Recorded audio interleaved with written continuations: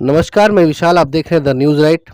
आज हमारे साथ बैठे हैं चैनल के संपादक मिस्टर शरद कुमार मुखर्जी। भारतीय जनता पार्टी ने केंद्रीय चुनाव समिति की बैठक की और जिसकी अध्यक्षता जेपी नड्डा ने किया, और उस बैठक के बाद भारतीय जनता जनता पार्टी ने आगामी लोकसभा चुनाव को देखते हुए अपनी पहली लिस्ट उम्मीदवार की पहली लिस्ट जो जारी की है, उसके बारे में हम लोग बात करेंगे शरद सर से। तो शरद सर, नमस्कार। केंद्रीय चुनाव समिति ने जिन उम्मीदवारों की लिस्ट जारी की है, झारखंड में अब देखिए कि वही पुराने उम्मीदवार दोहराए गए हैं। थोड़े से बदलाव हुए हैं, जैसे कि लोहरदगा की सीट पर सुदर्शन भगत जो पहले सांसद हुआ करते थे, अब उनकी जगह पर समीर उरांव होंगे बीजेपी के उम्मीदवार। वैसे ही आप देखेंगे हजारीबाग सीट में, वहाँ जयंत सिन्हा का टिकट काट दिया गया है और उनके स्थान पर मनीष जायसवाल को बीजेपी ने टिकट दिया है। झारखंड में आप देखिए कि 2 बदलाव आपको नज़र आ रहे हैं।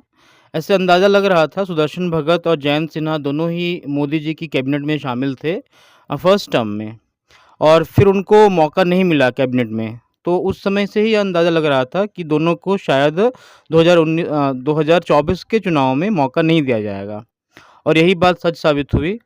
सुदर्शन भगत को लेकर कुछ विरोधाभास था पार्टी के अंदर, लेकिन जयंत सिन्हा को लेकर यह बात काफ़ी स्पष्ट मानी जा रही थी कि उनको इस बार टिकट नहीं मिलेगा।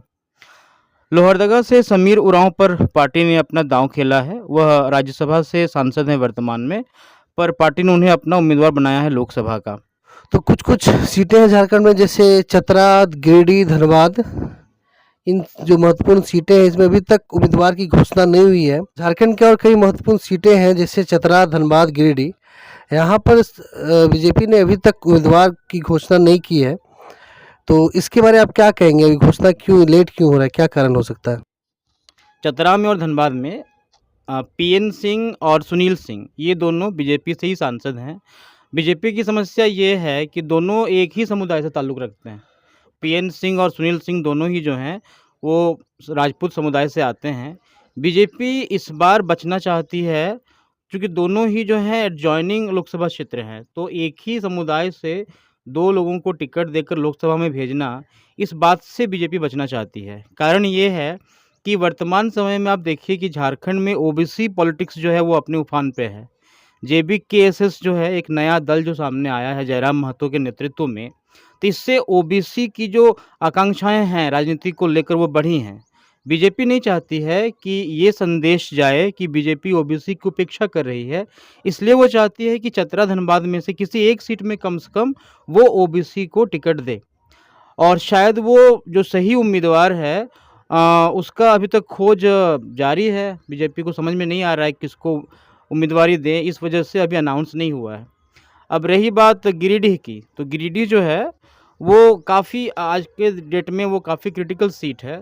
वजह ये है कि जयराम महतो वहाँ से अपनी दावेदारी कर रहे हैं, अपनी पार्टी जेबीकेएसएस से, और बीजेपी को अच्छी तरह पता है कि हवा जो है उसका रुख किधर है, डायरेक्शन किधर है विंड का, इसलिए बीजेपी जो है थोड़ा-सा वेट कर रही है। दूसरी बात क्या है कि वहाँ से आजसू का प्रत्याशी था पिछली दफ़ा, चंद्रप्रकाश चौधरी वहाँ से चुनाव जीत कर गए थे लोकसभा। तो हो सकता है कि बीजेपी और आजसू के बीच में जो बातचीत है, उसमें थोड़ा सीटों के बँटवारे को लेकर जो है बात फाइनल नहीं हो पाई है।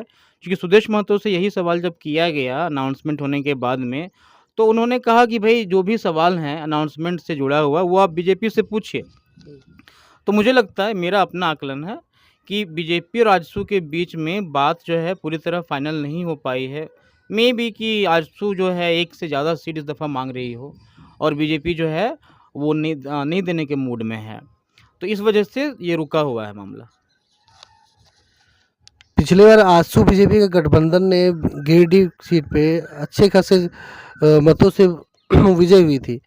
तो आप इस बार जो आप बता रहे हैं कि ओबीसी वर्ग के जो हमारे युवा नेता सामने नजर आ रहे, उभरे हुए नजर आते हैं, जयराम महतो, तो क्या जयराम महतो के आने से गिरिडीह क्षेत्र में चंद्रप्रकाश चौधरी का पॉपुलैरिटी घटा है?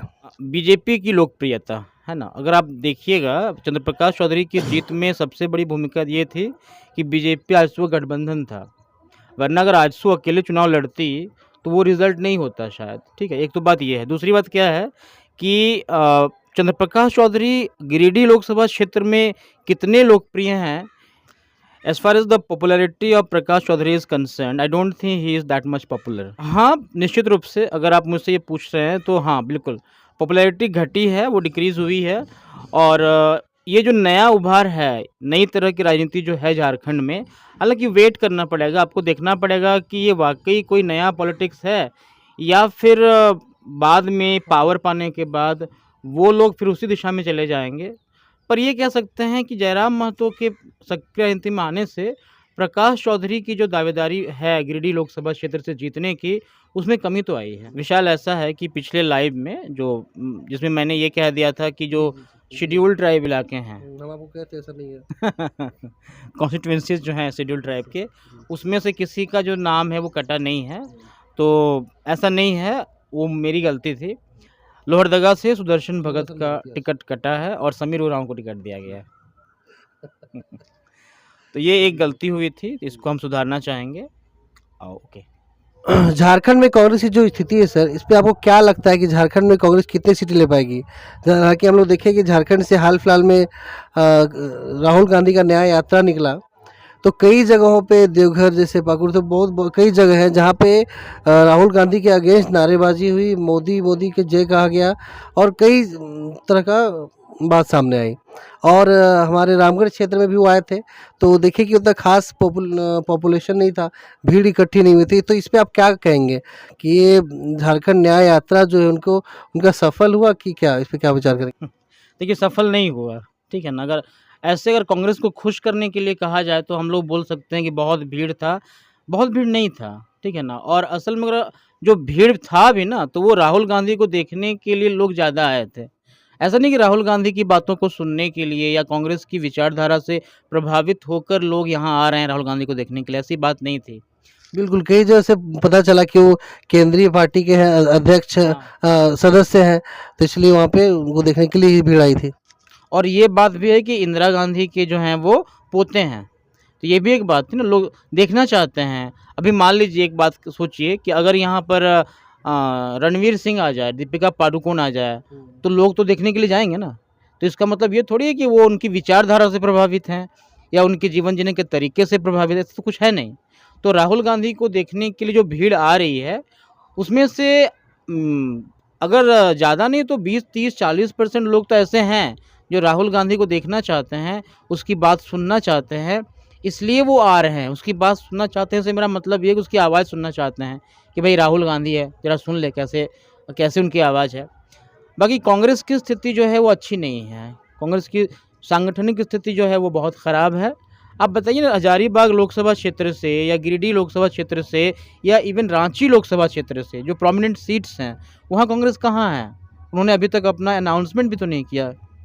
अब मुझे नहीं पता कि हजारीबाग से किसको टिकट दिया जा रहा है, ठीक है ना। तो अच्छी स्थिति नहीं है और कांग्रेस के लिए सेल्फ इंट्रोस्पेक्शन का टाइम है, वो सोचे कि वो कहाँ जा रहे हैं। राहुल गांधी जहाँ जहाँ भी गए, हर जगह एक ही बात को दोहरा रहे थे। भाजपा और आरएसएस के लोगों ने, ये संघ ने और बीजेपी ने, ये संघ के पार्टी हैं, इसने देश को बर्बाद कर दिया। जहाँ जाए हर बार वो यही गान गा रहे थे। तो इस पे क्या कहेंगे आप? बिल्कुल, देखिए हिंदू समाज जो है, भारत की जनसंख्या का लगभग 84% हिस्सा हिंदुओं का है और हिंदुओं का एक बहुत बड़ा वर्ग ऐसा है जो संघ बीजेपी की राजनीति को अपना चुका है, जो आरएसएस को अब अछूत नहीं मानता। यहाँ तक कि पहले के समय में अटल बिहारी वाजपेयी और आडवाणी के दौर में आरएसएस को लेकर थोड़ी बहुत शंकाएं थी लोगों के मन में, पर अब नहीं है। अब लोगों ने आरएसएस की राजनीति को, मैं ऐसा नहीं कहूँगा, बीजेपी की राजनीति को या संघ परिवार का जो थॉट है उसको लोगों ने एक तरह से एक्सेप्ट कर लिया है, उसको मान लिया है कि हाँ भाई चलो ठीक है, कांग्रेस से तो ये अच्छे हैं। एक बात मैं यहाँ जोड़ना चाहूँगा कि बीजेपी इतनी सफल क्यों हो रही है, क्योंकि विपक्ष नहीं है आपके पास। विपक्ष की हालत बहुत खस्ता है। एक मजबूत विपक्ष हो तो आज बीजेपी जो है वो इस तरह से सीट नहीं जीत पाएगी। 350, 400 ये संभव ही नहीं है।